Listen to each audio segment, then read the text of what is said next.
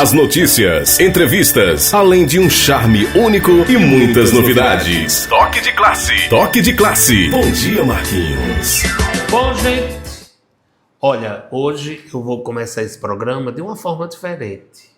Está se aproximando meu aniversário e eu tenho, por obrigação, eu acredito, como cidadão, como uma pessoa que sempre buscou fazer o bem, mesmo sendo muitas vezes criticado, injustiçado. Mas os caminhos que eu percorri não foram fáceis. As escolhas que eu fiz foi sempre tentando acertar. E é claro que a gente vai, segue um caminho, às vezes é necessário você voltar. A vida, ela não é só de glamour. A vida, ela tem altos e baixos. E eu sempre digo que a vida, ela é uma verdadeira roda gigante. Mas, neste momento, eu quero aqui agradecer a tanto carinho, a tantas mensagens de apoio à nossa festa que vai começar, que vai acontecer, na verdade, no próximo dia 18 de maio, uma festa que terá comemoração dupla. Terá comemoração dupla porque vamos comemorar o meu aniversário, vamos comemorar o aniversário do site, o Toque, né? Então, durante a minha trajetória, eu colecionei muitos amigos. Amigos que independem de posição social, de cargos políticos. São amigos que eu escolhi para uma vida inteira. E esse reconhecimento, essa troca de boas energias, essa troca de carinho, essa troca de lealdade, estou vendo agora, quando a gente está preparando uma festa para celebrar a vida, para celebrar a amizade, para celebrar a gratidão. E é isso que eu espero contar com a presença de todos vocês, meus amigos, aquelas pessoas que não são meus amigos e que queiram vir junto com a gente compartilhar, sejam bem-vindos. No próximo dia 18 de maio, a gente tem um encontro marcado e o programa Toque de Classe está apenas começando. Toque de classe. Toque de classe. Toque de classe. Toque de classe. Toque de classe. Bom, gente, olha, hoje, 24 de abril. 24 de abril e a gente tem um convite muito especial. Olha, não esqueça que dia 18 nós temos um encontro marcado lá no Reboliço Recepções a partir do meio-dia. Lá nós vamos ter Gina e Gilmar do acordeon, Banda Samba 7, Xodó Nordestino, uma festa toda em ritmo junino, o Toque Junino, que foi uma campanha linda criada por Thomas. Aqui eu quero agradecer a Thomas por todo esse material, por toda essa parceria, ao meu amigo Flávio Design. São pessoas que juntos criaram, eu diria, todo esse contexto para que a gente possa realmente levar para você um grande evento, um grande acontecimento para marcar uma comemoração dupla. Então, se você quer participar, olha, as camisas já estão à venda lá na Grife T e na Pets Boutique. Olha, o acesso será mediante camisa, mediante uma pulseira. Você vai lá, lembrando que são limitadas, certo? Existe um número, né? Até pela questão do espaço, que não comporta muita gente, mas a gente tem lá um número limitado. Então, se você quer participar, você vai lá na Bets e na Grife T, e com certeza você vai adquirir e vai estar lá com a gente no próximo dia 18 de maio e eu conto com você. Toque de classe. Toque de classe. Toque de classe. Toque de classe. Toque de classe. Bom, gente, olha, dando continuidade ao nosso programa, ele é feito aqui diretamente da Sala do Empreendedor. Hoje nós vamos conversar com ela que é talentosa, competente. Eu vou conversar com a contadora Larissa Tavares. Larissa, é um prazer recebê-la aqui no programa Toque de Classe. Obrigada, Marquinho. Bom dia, meu povo, ouvintes aí do programa Toque de Classe. Para mim, Marquinho, é uma honra estar aqui no seu programa, né, compartilhando um pouco da minha experiência, da minha da minha inteligência, para que você possa aí perguntar e eu possa Responder. todas as suas dúvidas. Larissa, só para a gente começar, você poderia contar um pouquinho da sua trajetória? Eu diria assim, como você iniciou e hoje você faz parte de um escritório de contabilidade de renome aqui na cidade do Açu. Você poderia contar para a gente um pouquinho dessa sua trajetória como contadora? Sim, Marquinhos, posso sim. A minha história com a contabilidade, né, como contadora, ela se iniciou desde da época do meu pai, né? Meu pai, ele junto com minha mãe fundaram o escritório JC Contabilidade, certo? Aqui em Açu. Há mais de 20 anos que estamos no mercado. E aí meu pai começou esse escritório de pouquinho, foi conquistando seu espaço.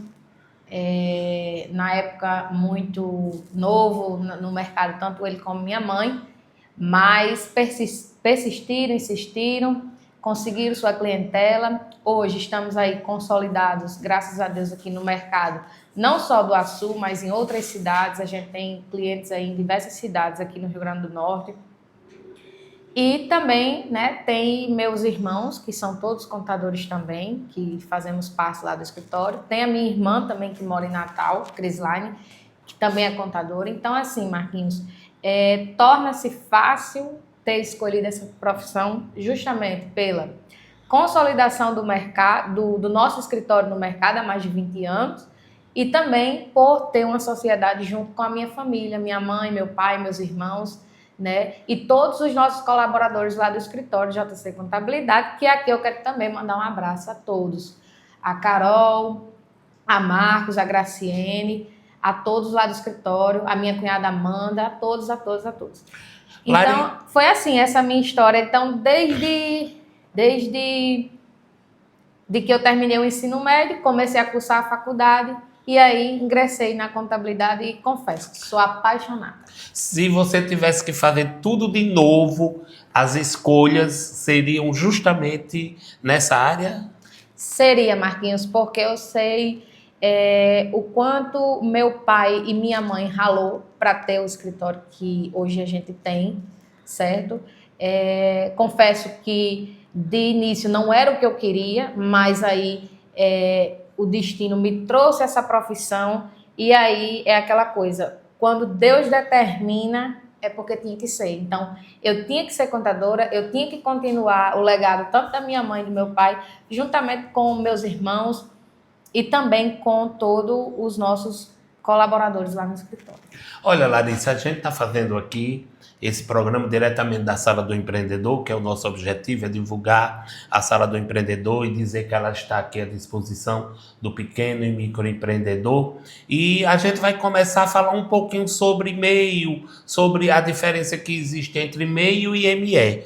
Então, qual a diferença entre MEI e ME? Muitas pessoas ficam tentando entender qual essa diferença, essa ligação. Pronto, Marquinhos. O MEI ele foi criado, né, com a intenção de abranger aquele pessoal pequenos empresários, como, por exemplo, uma cabeleireira, um pedreiro, um confeiteiro, certo? Um piscineiro, pessoas que queriam ter sua empresa, queriam ser regulamentados, consequentemente contribuir com o seu INSS, certo? Mas que, se fosse por outra modalidade, seria uma burocracia a mais. E aí o MEI ele veio justamente para facilitar essas pessoas que querem ter sua contribuição, que quer andar direitinho, né? E a ME, que é a microempresa, né? Ela já é para uma área mais ampla. Como é que eu posso dizer? Empresas que faturam mais, até porque eu vou chegar lá.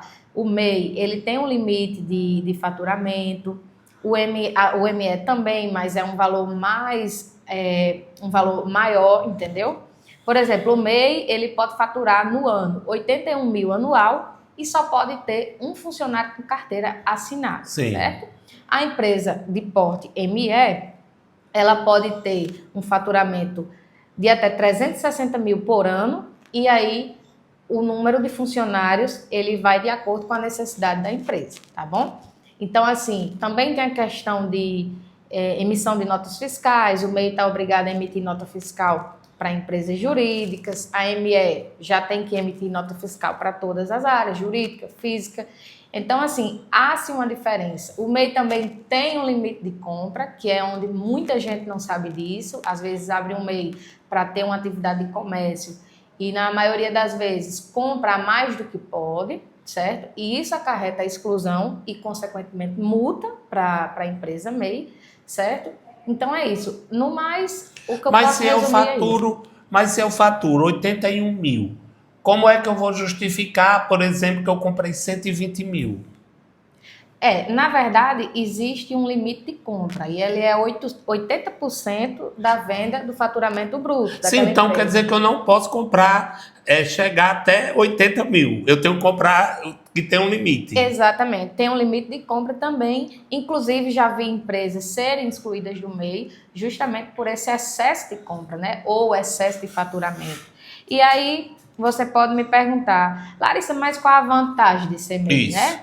A vantagem de ser MEI é que você, quando abre o MEI, você já está ali contribuindo com o seu INSS, seu ISS, a depender do tipo de atividade, e seu também ICMS, a depender também do tipo de atividade, porque existe o percentual para empresas do setor de serviço e setor de comércio. Tem empresas que abrem MEI, que é comércio e serviço, e aí o valor já é outro, entendeu?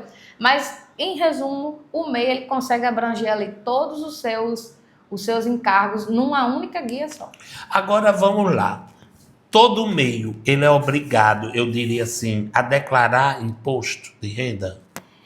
Não necessariamente, Marquinho. Existem as regras para que o MEI ele possa declarar imposto de renda, que seria...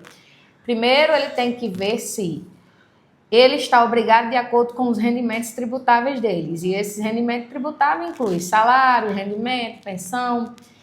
E caso ele esteja, aí sim ele está obrigado a declarar imposto de renda, né? Então, se ele exceder ali R$ 33.888 no ano, né, que é referente a 2024, ele está obrigado.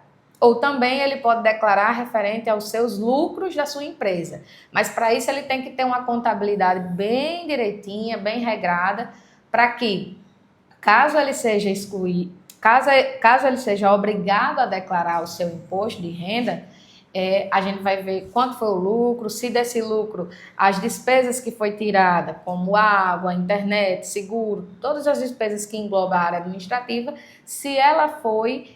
mesmo com essas despesas, se ele ainda está obrigado a declarar. E aí, como é que ele faz para organizar tudo isso?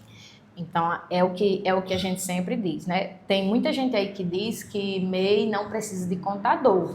Eu discordo. O MEI, ele precisa sim de um contador. Para quê? Para que possa lhe auxiliar nesse sentido de organização de documentos, acompanhamento mensal das suas atividades, como, por exemplo, aquele que eu acabei de falar, né? Ver como está a questão de compra, ver como está a questão de faturamento. E tudo isso, um contador, ele pode lhe auxiliar, né? Para que você não caia em malha, para que você não corra o risco de você pagar uma multa altíssima, né?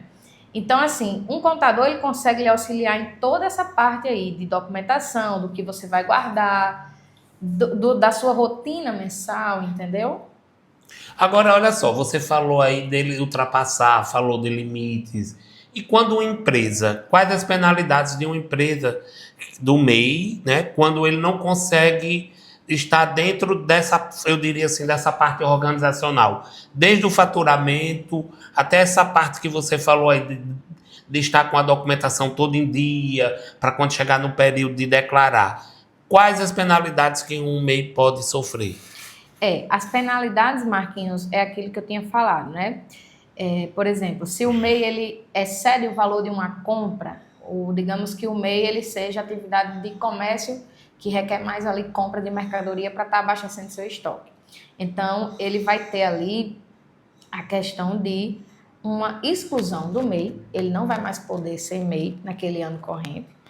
E todo o que ficou para trás, ele vai pegar o cálculo retroativo, certo?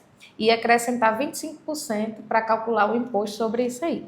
Por exemplo, se a compra ela deu 6 mil no mês, você vai pegar 6 mil mais 25% e ali você vai calcular o imposto.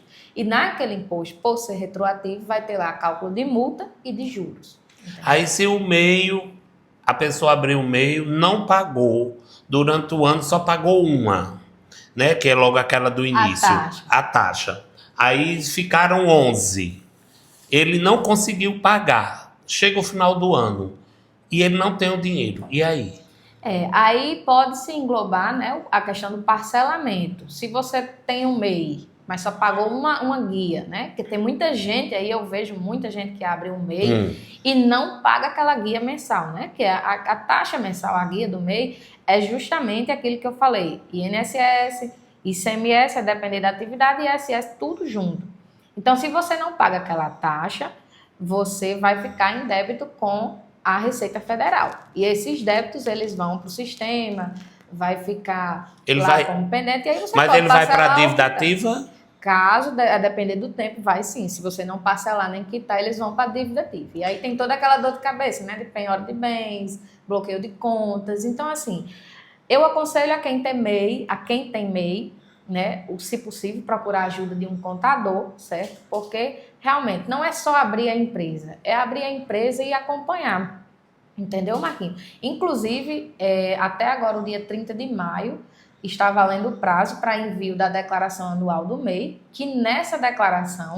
Pronto, justamente o que eu ia perguntar a você. Para as pessoas fazerem essa declaração, elas têm que reunir que documentos? Vamos lá. Se o MEI ele anda na linha direitinho, bem certinho, ele vai juntar toda a sua documentação de notas fiscais que ele emitiu e também se houve ou não ali a admissão de um funcionário. Por exemplo, se você é uma empresa do ramo de serviço, você vai pegar todas as suas notas fiscais de serviço e vai ali fazer o somatório, e na hora de fazer sua declaração anual, que lá você vai botar as suas informações econômicas, como faturamento e se houve ou não empregado, certo? Você vai lá discriminar quanto você teve de rendimentos ali do seu MEI. Então, é ali também que ele faz aquele monitoramento da questão de faturamento, se excedeu ou não, na hora da emissão da nota, entendeu? Então, é ali naquela declaração. Inclusive, essa declaração, ela tem que ser enviada até o dia 30 de maio, certo? Após o prazo desse envio, após esse prazo de 30 de maio, quem informar depois do prazo, aí ele está sujeito à multa, certo? Mas a multa, ela tem um valor... eu diria fixo ou... R$50. R$50. R$50 a multa. Por ano? Isso. Se você não... Por exemplo, até o dia 30 de maio a gente vai informar as informações do ano de 2024. Isso. Deu 1º de junho, né? Porque Isso. 31 de maio não é dia útil. Deu 1º de maio, não enviou... Aí ali já está... Olha, um cidadão abriu uma empresa, ele não conseguiu mantê-la. Ele está com essa parte, eu diria assim, no vermelho. Você falou que poderia se fazer um parcelamento. Durante esse parcelamento, a empresa ela volta ativa ou então se ele precisa de uma empresa, durante esse parcelamento, ele pode abrir outro meio? Como é que funciona isso? Vamos lá. A empresa, se ela tem débitos, o ideal é que a gente parcele aqueles débitos. Certo. Tem muita gente que acha que, porque tem uma empresa e ela está cheia de débito, ele pode dar baixa na empresa e ficar por isso mesmo. Não assim. Não é assim. Não Esses funciona. débitos que você deu baixa com ela lá com débitos, Sim. Eles vão para o seu CPF. Entendeu? Eles vão para o seu CPF e ali vão contar, né, juros, multas e pode ir para a dívida ativa também. Tem muita gente que realmente quer fazer essa parte aí, Marquinhos, que você disse. Abrir outra empresa ou dar baixa, entendeu? Mas aí aqueles débitos que estão naquela empresa, eles têm que ser resolvidos. Não existe essa manobra de você abrir outra empresa porque uma está com débito, entendeu? Certo, mas agora vamos para a gente concluir essa pergunta. Vamos dizer que eu parcelei e eu estou precisando usar a empresa. Durante esse parcelamento, a minha empresa ela volta a ser ativa? Sim, senhor. Ela volta a ser ativa? Vale lembrar também que aqui já é até agora uma resposta para as empresas ME, né? E demais postos. Não só se você não pagar os débitos que ela tem, ou os impostos corriqueiramente, se você não enviar as informações para o fisco, que são as informações que o contador envia, né? Porque quando a gente tem uma empresa, a gente tem uma série de obrigações a serem enviadas. Então, se você não informa aquilo para o fisco, aquilo ali vai gerar multa. E aquelas multas também geram débitos para a empresa. E se você não informa, aquilo ali também faz com que sua empresa fique inapta. Você não pode fazer nada com ela, você não pode comprar, você não pode vender, ela fica inapta, certo?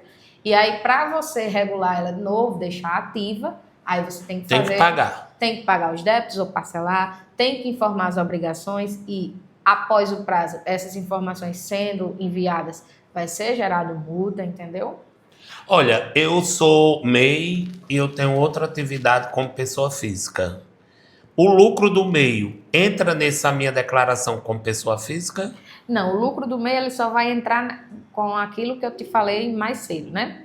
Se a gente tem uma contabilidade direitinha, Sim, vê que isso. o lucro foi X e as deduções das despesas foi também, a gente diminuiu. Se aquele valor der o valor dos rendimentos tributáveis, aí sim está obrigado. Mas eu sou MEI e tenho um vínculo, digamos, com carteira assinada. Você está obrigado a informar imposto de renda se você excedeu o valor de R$ 33.888, certo? Certo. Ou se você teve rendimentos isentos e não tributáveis, se você teve recebimentos como aluguel, doação, pensão alimentícia. Então, tudo isso enquadra no rendimento tributável que a gente chama. Então, aposentadoria. Então, todo cidadão que exceder esse valor, mesmo que seja pessoa física, ele é obrigado a declarar. Exatamente. E aí, você pode perguntar, e se não declarar? Isso. Aí você vai ficar com CPF irregular. Passando do prazo, você vai pagar uma multa de, no mínimo, R$ 165,74. Passando da data. Passando da data. A depender, pode ser que o valor da multa seja 20% do valor que der a pagar, entendeu? Então, assim, tem uma série de riscos que eu vejo muita gente, às vezes, cair, não porque queira, mas por falta de informação, né? Entendeu? Eu vejo muita gente abrir o MEI, assim, por impulso ou para alguma outra atividade, mas aí não sabe da necessidade que tem, né, de um acompanhamento direitinho. E fazer as coisas legais. E quando né? vê, às vezes está numa bola de neve, às vezes precisa de um benefício, às vezes precisa de uma aposentadoria. Quando vê, não pagou as guias, não tinha um acompanhamento, aí vê, tá tudo uma bola de neve. Olha, eu tenho um MEI, 10 anos, um exemplo, 10 anos, e eu estou contando já para aposentadoria. Durante esses 10 anos eu paguei ok, 2 anos eu não paguei. Eu vou perder os 10 anos que eu já paguei se eu quiser voltar novamente com o MEI? Não perde não. Não perde? Os meses que você pagou, ele vai contar ali para sua aposentadoria. Ele vai estar sendo contado? Exatamente. Então não perco. Não. E é isso, quem precisar de mim ou do nosso escritório é o JC Contabilidade, fica ali na rua Professor Alfredo Simonetti, 926. E só para eu explicar, dia 25 agora de abril, vai ter um evento aqui de contadores, que é o Areninha, né? Então, assim, vocês contadores quiserem participar, é agora dia 25 de abril. Toque de classe. Toque de classe. Toque de classe. Toque de classe. Toque de classe.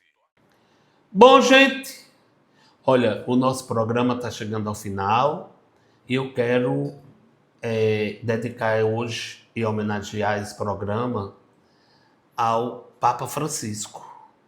Ele que foi o Papa dos mais humildes, o Papa da esperança, o Papa da união, o Papa daquilo que todas as pessoas mais esperavam.